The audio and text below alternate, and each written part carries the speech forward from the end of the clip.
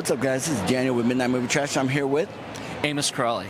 Amos. How are you enjoying the event so far today? Oh man, it's been so cool. I don't know how much your viewers are familiar, but we're in this mall, the Wonderland of Americas. Is that Yes. what, yeah, and it's fantastic because it hasn't changed since like the late '80s. So I feel like I'm walking back into my childhood with all everything, and it's really cool to be here.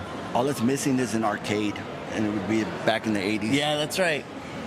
Let me ask you, how's it been this whole year? I've seen you've been all across the country promoting the 30th? The 30th anniversary of Goosebumps. How's that been for you? It's been such an incredible experience. I've met so many cool people. This is our second time running into each other.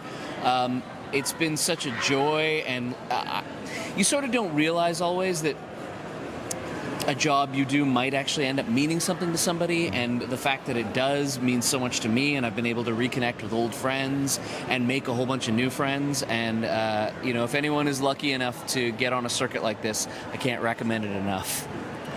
That's true. And the longevity of those episodes. I know last time I asked you if you had thought that it was going to have the legs that it did. Now, seeing the fans coming up, what's the most memorable moment of having fans come and talk to you about your episodes? I think it's when people say things like, every Halloween, this is our tradition. We sit down and we do this, and now I'm doing it with my kids, and now I'm doing it with my oldest friends. And I have traditions like that, right? I have movies that I watch every holiday season or every Halloween. The idea that somebody is doing that with something that I was involved with it's actually kind of overwhelming in a lot of ways. So that's always the coolest thing, I think, is to be part of somebody's tradition is an immensely lucky thing. Most definitely. Now let me ask you, in the Haunted Mask 1 and then the second, was there one that you had preferred over the other as far as episode-wise? Without trying to sound... I don't want this to come across the long way, but I had a lot more to do in the second one, so it was a lot more fun for me in that sense. It was and I also think it was an interesting maturation of the characters, right? Yeah.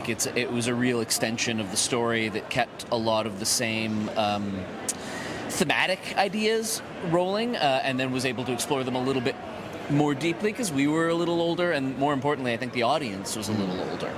So for me, that one stands out a little bit more. Gotcha. Now let me ask you, the gangster costume you had. Yeah. When you had those, what were they? They were like those things that they put in your mouth at the dentist to space out like the gauze things. Yeah. So which I think is the same thing that Marlon Brando used in The Godfather. I think that's where they got that idea. So how difficult was it to talk with that in there? I remember, because it's gauze, it soaks up all of the saliva in your mouth. So, yeah, it's a bit tricky. It's a bit like when you've had too much salty food and you wake up the next morning and... Sorry for that sound, folks. That was gross. One final question. Where can they find you on social media? So I'm on Instagram at Amos Crawley. That's ROCCO is the middle name. And that's pretty much the only place that I'm hovering around, but I'm always there, and I'm always happy to chat and say hi. Awesome. It was great to see you again. Great to see you again, Daniel. Thank you so much. This is Daniel with Midnight Movie Trash. See ya.